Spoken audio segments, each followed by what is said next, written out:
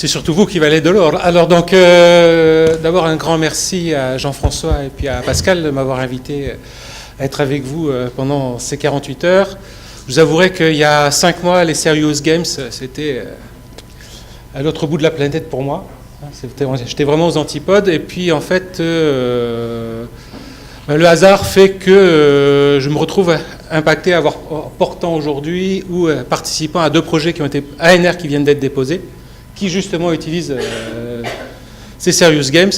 Et donc là, l'idée un petit peu ce matin, c'était de se dire, est-ce qu'on n'est pas capable de se poser des questions de manière un peu antérieure, donc c'est là-dessus que je vais intervenir, sur nos moteurs de comportement qui permettraient peut-être d'avoir des systèmes qui soient beaucoup plus adaptés en fait au public cible, si on arrivait à répondre un peu mieux, je ne dis pas qu'on ne répond pas, attention, si on arrivait à répondre de manière un peu plus précise en tous les cas à ces motivations.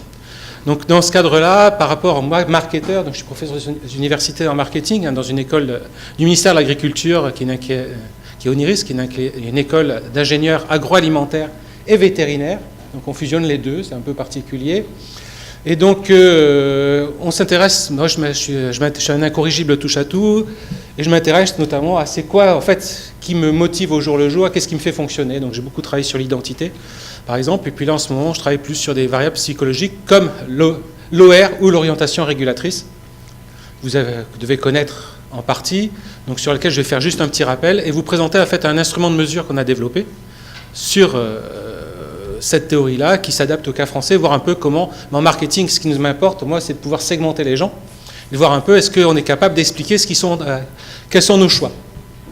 Alors, de manière très très simple, d'accord, donc je vais repartir d'une variable qui existe depuis 20 ans, depuis les travaux d'Higgins 97, donc ça fait 20 ans à peu près maintenant, qui est l'orientation régulatrice, et puis vous montrer ce qu'on a fait en termes de segmentation justement des Français sur cette variable-là, et comment derrière, en fait, je terminerai avec le serious gaming et comment on peut mettre ça en lien avec la thématique de ces 2 jours. Donc, l'idée, vous imaginez bien, donc ce que dit Higgins, il part en fait du principe hédonique, c'est que tout individu normalement constitué va rechercher le plaisir et éviter la douleur. D'accord ? Donc je peux effectivement rechercher le plaisir dans la douleur, mais on rentre dans des cas particuliers. Donc par rapport à ça, ici, on se retrouve avec ce qu'a montré Higgins, c'est qu'on a en fait, chacun d'entre nous a 2 types d'orientation.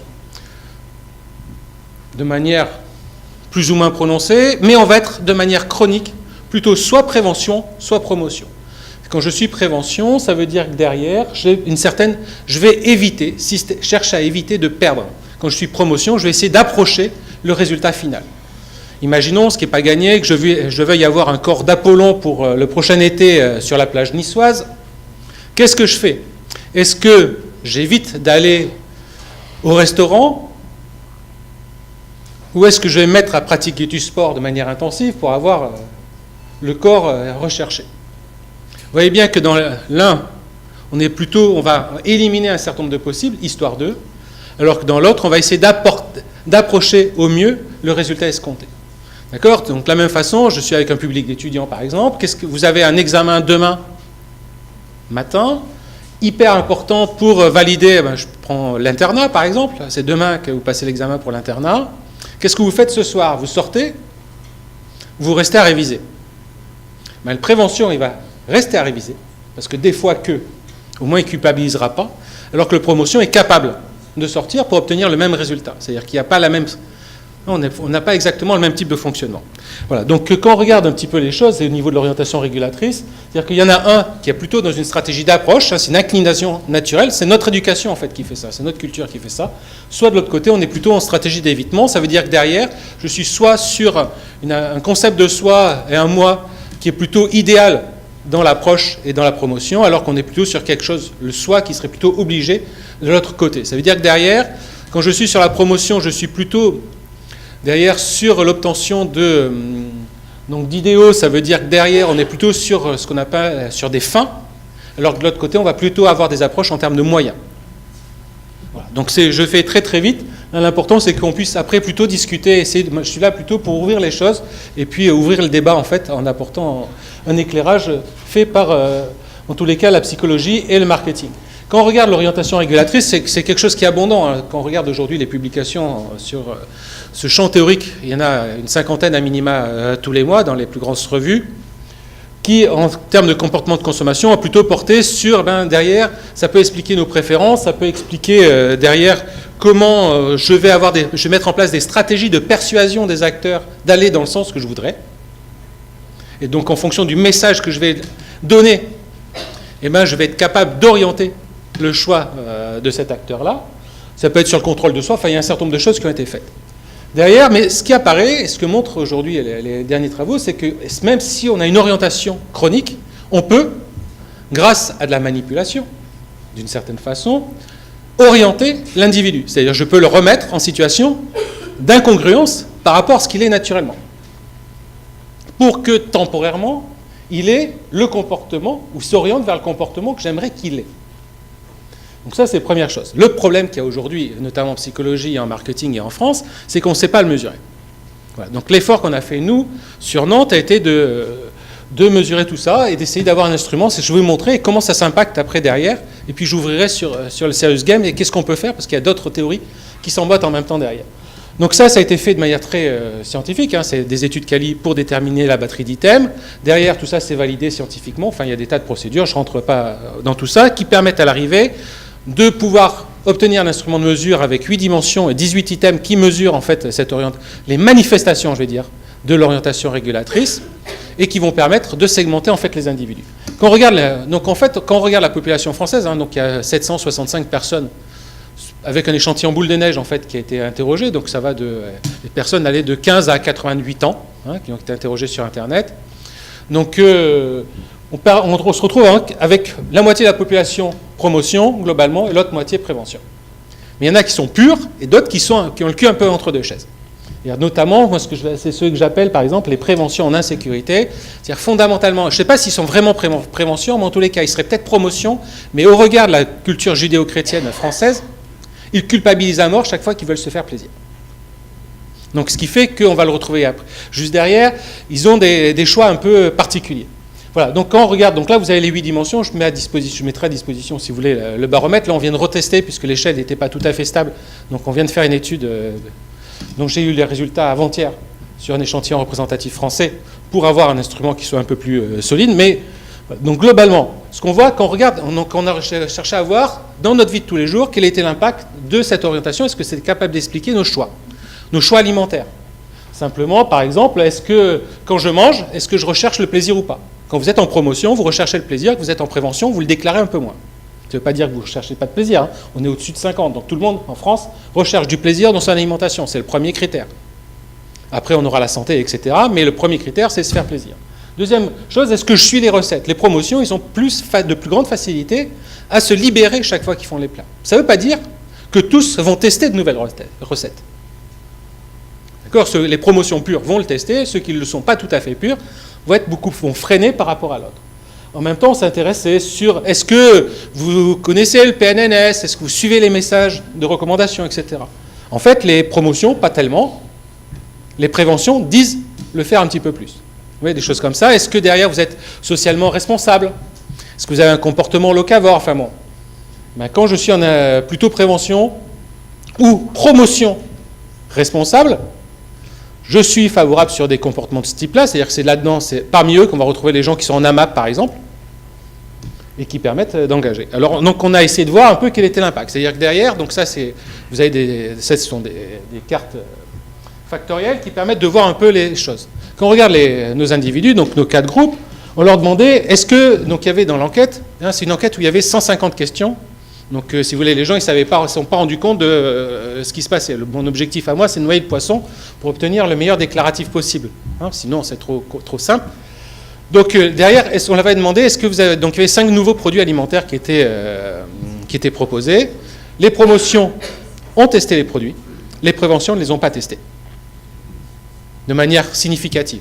D'accord? De la même façon, on leur demandait, c'est quoi... Si vous étiez... Donc, il y avait on jouait avec des portraits chinois. Si vous étiez un plat alimentaire, vous seriez quoi? Le promotion très impulsif, lui, il va dire, moi, je suis un steak frites. Enfin bon, d'accord? Quand je suis promotion responsable, je suis plutôt un plat de crudité. Quand je suis Quand je suis en prévention, je suis plutôt un plat plutôt traditionnel, voire des nouveaux produits, sushi ou bœuf bourguignon. Et quand je suis en fait celui qui est le prévention en insécurité, lui dit en fait moi je suis un millefeuille naturellement.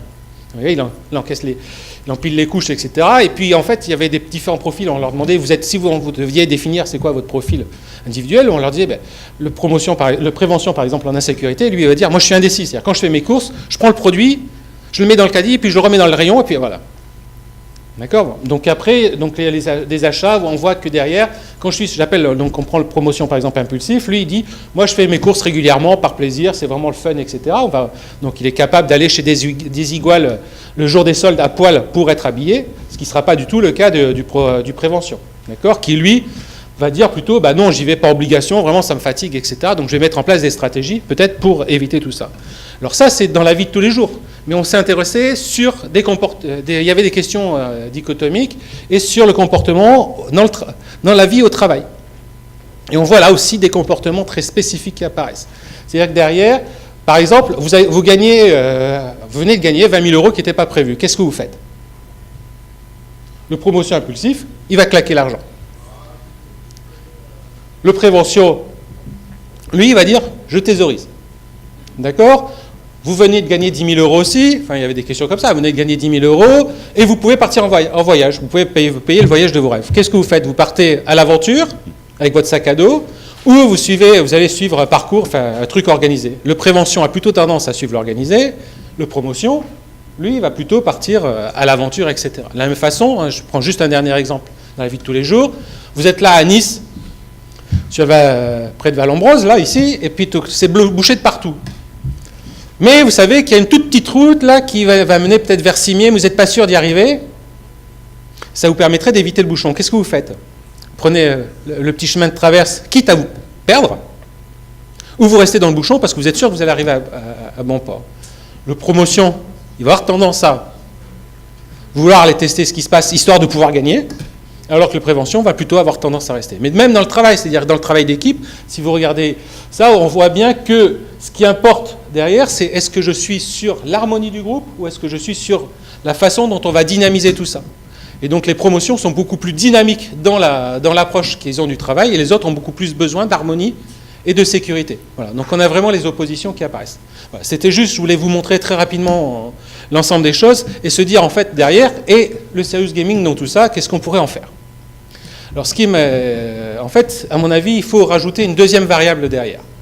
Donc on voit bien là, c'est-à-dire que de tendance naturelle, c'est que j'ai des approches motivationnelles qui ne sont pas exactement les mêmes. Ça veut dire que derrière, ce que je crois personnellement, ce à quoi je réfléchis aujourd'hui, c'est de se dire, au regard de ces approches-là, de par mes motivations, quand je vais derrière proposer ce jeu sérieux, fatalement, en tous les cas vraisemblablement, l'approche que je vais avoir moi, utilisateur du jeu, ne va pas être exactement la même. C'est-à-dire que si je suis capable, grâce à des approches, et ça il va falloir y réfléchir, mais en 3 clics, d'accord, sur le jeu, si je suis capable d'identifier l'orientation motivationnelle de l'individu, j'ai peut-être la capacité derrière d'être beaucoup plus adaptatif dans la solution que je vais pouvoir proposer. Ça, c'est la première idée. La deuxième idée, c'est là où je parle de distance. Donc ça, c'est les approches aujourd'hui sur la Control Level Theory, c'est les approches Lieberman et Trop, donc ça a 10 ans, qui, elles, disent en fait, plus on est distant de l'objet, plus on va envisager les choses de manière très abstraite.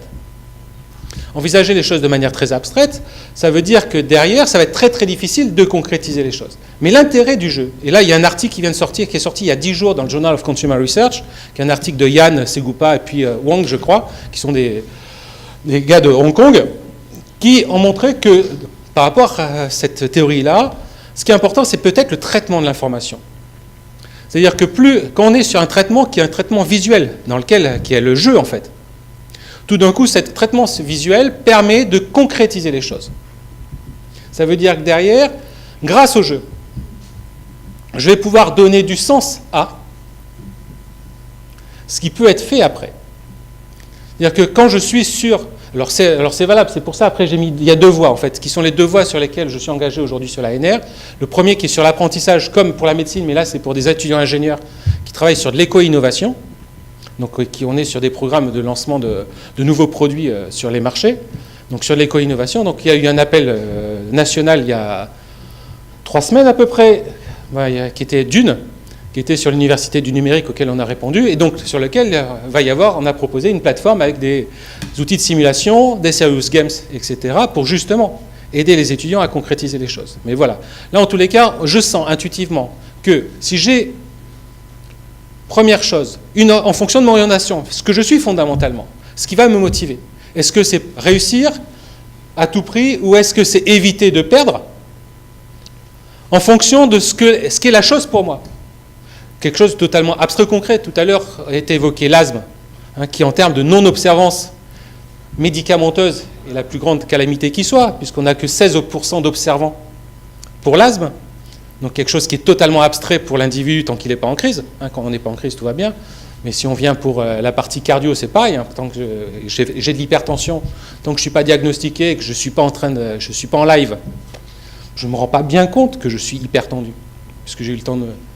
Là, je suis avec des choses qui sont totalement abstraites. Est-ce que je ne suis pas capable, grâce justement à ce moment-là à des jeux, et ça c'est l'objet de modification des comportements, d'accord, de pouvoir à terme participer à une amélioration de la formation, c'était un peu les questions que vous soulevez.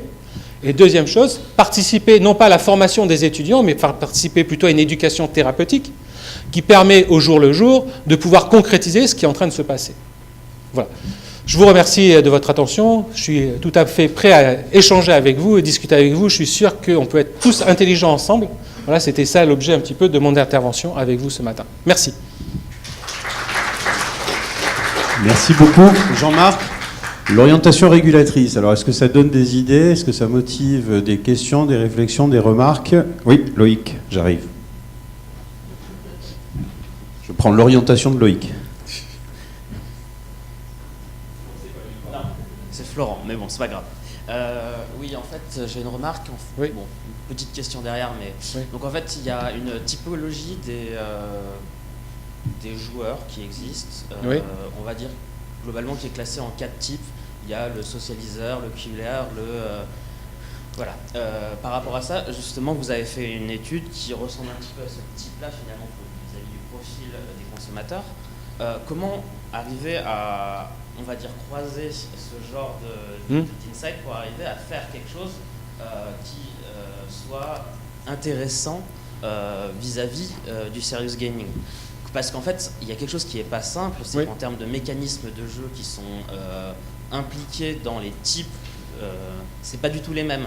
Et du coup, il n'est pas simple d'arriver à trouver un serious game qui permette à la fois d'être compétitif et collaboratif en même temps. Oui, alors là, c'est un peu compliqué. Donc, en fait, voilà, je vais dire mon rêve. Donc, je vais l'exprimer, je ne l'ai peut-être pas exprimé. En fait, mon rêve, c'est d'avoir des jeux, en fait, qui soient des jeux adaptatifs. D'accord. Moi, j'ai beaucoup travaillé en fait sur la mesure d'audience sur Internet, au moment du lancement sur Internet. Et en fait, j'avais vu déjà qu'à ce moment-là, au MIT, en fait, ils faisaient déjà des tests qui permettaient, en fait, en 3 clics de souris, de pouvoir proposer des sites différents en fonction du parcours des gens, etc.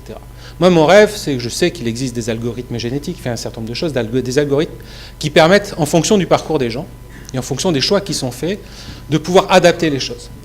Si on pouvait avoir un jeu, le problème du jeu, c'est je viens, etc. Et l'important, c'est qu'effectivement, j'ai un enregistrement, en fait. Enfin, c'est comme ça que j'envisage aujourd'hui les choses, je ne dis pas que c'est la vérité, etc. Mais si j'arrive à avoir un jeu qui permet de pouvoir s'adapter à mon joueur et à ce qu'il apprend, on va être gagnant ensemble. Voilà, c'est en tous les cas mon rêve c'est celui-là, c'est d'avoir des outils. Nous, on a des outils aujourd'hui. Là, sur la partie distance, on est en train de mesurer, de faire les choses. Alors, c'est pas sur la consommation, c'est plutôt sur l'éco-responsabilité. Je suis en train de développer ça. On arrive à dresser des profils des gens en fonction de ce qu'ils sont capables de la façon dont on est capable de mesurer la distance qu'ils ont par rapport à l'objet. D'accord ? Il est clair que par rapport à ces distances-là, la distance psychologique, clairement, on est là. C'est pour ça aussi, je mélange peut-être c'est pour ça que on parle d'observance là, par exemple. Je crois beaucoup plus à ce qui est quand les gens ont un problème de santé et qu'on va être capable d'agir derrière, plutôt que la prévention. Alors, ça ne veut pas dire qu'avec des approches qui sont très ludiques, pédagogiques, etc., comme on l'a vu tout à l'heure avec Lucky Luke, on ne soit pas capable d'apporter un certain nombre de choses. Mais là, je suis dans le jeu, je travaille, je suis sur de l'éducation. Mais quand on est sur des adultes, c'est peut-être un peu plus compliqué. Donc ça veut dire que derrière, voilà. Donc ce que je crois, c'est qu'une fois que ça s'est vraiment bien concrétisé, dans ma vie de tous les jours, il va falloir que je m'adapte. M'adapter, et là j'ai peut-être des outils qui vont permettre de... Donc une fois que c'est concret, on arrive à faire. Et si on prend sur cette distance-là, un exemple que je prends souvent, c'est, bon, on a eu Fukushima. D'accord ? Si à Cadarache ça pétait, là, je pense que clairement, ça changerait la vie des habitants de la Côte d'Azur. Si chez moi, à Nantes, à 30 km de Nantes, on a une très grosse centrale, ça pète. Alors, c'est pas que je sois contre le nucléaire, hein, c'est pas ça que je suis en train de dire, d'accord ? N'engagez pas sur d'autres choses. Mais clairement, pourquoi est-ce que ça n'a pas modifié fondamentalement nos comportements ? Ça m'engage, moi, au jour le jour, mais ça m'engage sur des choses qui sont très très loin temporellement, qui sont hyper abstraites, ça m'engage, enfin, c'est compliqué, quoi. D'accord ? Pourquoi est-ce que je le fais pas ? Pourquoi est-ce que quand je suis diagnostiqué avec de l'hypertension et que derrière j'ai du diabète et que, etc., pourquoi est-ce que je ne prends pas médicaments, je ne fais pas du sport et que je ne mets pas la nutrition ? Et que ça coûte derrière 9 milliards d'euros à la France tous les ans. Donc, bon, qu'est-ce qui fait que... Donc là, ce que je crois fondamentalement, c'est que tout ça, ça peut participer à améliorer les choses. À la fois sur de l'apprentissage, parce que derrière, c'est clair, quand on voit les étudiants, on y revenait, je suis intervenu un petit peu par rapport à ce que présentait Quentin hier, mais sur l'aspect humain, c'est-à-dire je crois que fondamentalement, c'est-à-dire que c'est parce qu'il y a une équipe pédagogique derrière qui est hyper investie avec les étudiants et qu'on a des outils spécifiques et que ces outils-là nous donnent une main extraordinaire. C'est-à-dire que, je prends les miens, moi je les amène en séance de créativité, je les amène dans des salles de créativité, ils vont créer.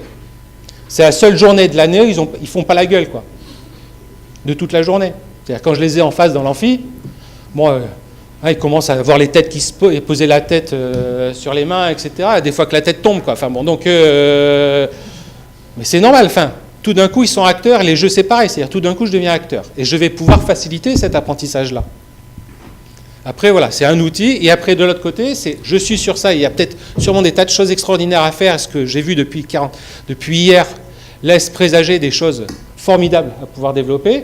Et deuxième chose, c'est se dire maintenant, j'ai des acteurs, et on a peu parlé en fait depuis hier de cette éducation thérapeutique, sur lesquels il y a des choses à faire parce que les enjeux sociétaux sont extraordinaires et sont fondamentaux, sur lesquels on pourrait peut-être arriver à faire les choses. Et là, si on arrive à diagnostiquer les gens en fonction de leur profil et qu'on est capable d'avoir des propositions en fonction des profils qui leur permettent d'avoir des jeux qui s'adaptent complètement, encore plus à ce qu'ils sont fondamentalement, on devrait pouvoir gagner ensemble, quoi. Voilà. C'est ça la proposition. Le hiatus social et économique, peut-être que tu as mis le doigt dessus en fait, parce que quand tu mentionnes que faire de l'adaptatif aujourd'hui, dans les années qui viennent, il y avait une des présentations qui disait le jeu sérieux, de toute façon, dans quelques années, les gamins vont trouver ça has-been parce que ils vont naître avec du jeu sérieux, avec du jeu qualitatif, et plus ils vont grandir et plus le jeu devra être qualitatif pour les faire saliver. Oui, c'est évident. Depuis que le monde est monde, personne n'a envie aujourd'hui de rouler dans une Ford T et pour autant avoir une Tesla. Enfin, c'est le côté vintage collectionneur, mais ouais. C'est tant que t'as pas un voisin comme Marc Ledu. Enfin, bon. Comme disait un de mes profs aux Beaux-Arts, Louis XIV aujourd'hui, ça serrait pas dans un fauteuil dit Louis XIV. Donc on a une problématique étonnante. Tu dis que la santé coûte 9 milliards, effectivement. Bon, moi je regarde juste un truc. Le 11 novembre, ce qu'a rapporté la journée dite des célibataires en commerce électronique, le jour où le pognon que les GAFA voient dans le e-commerce, il y aura quelqu'un qui arrive à le voir dans l'enseignement, dans la santé, dans l'éducation, et bien malheureusement on changera la donne, parce qu'aujourd'hui le comportemental, autant dire que les GAFA, à commencer par Alphabet, ils savent exactement ce que tu as envie de faire en 3 clics effectivement, et que l'adaptation, eux, ils la connaissent. Amazon les premiers et Google en deuxième ou ex aequo. Donc on est sur une vraie problématique économique au sens vraiment très très large, et c'est terrible. Jean-Jacques, est-ce que tu as des choses affreuses à nous dire ? Attention, mes paroles valent de l'or, mais ça c'est important que tes étudiants le sachent, Jean-Marc. Oui, ça sera mis à l'entrée de mon bureau. Il existe 2 types, bon, propension, prévention, et pas de femmes. Voilà, maintenant ça aussi c'est fait. C'est fait. Voilà. Merci. Si vous prenez votre voiture pour un raccourci, or devient occasion Renault. Ah bah oui, alors voilà. On a juste 6 mois là-dessus. Si vous étiez un métal, devine, Jean-Marc Ferrandi. Bon, voilà. Merci beaucoup Jean-Jacques. Merci à vous. Merci Jean.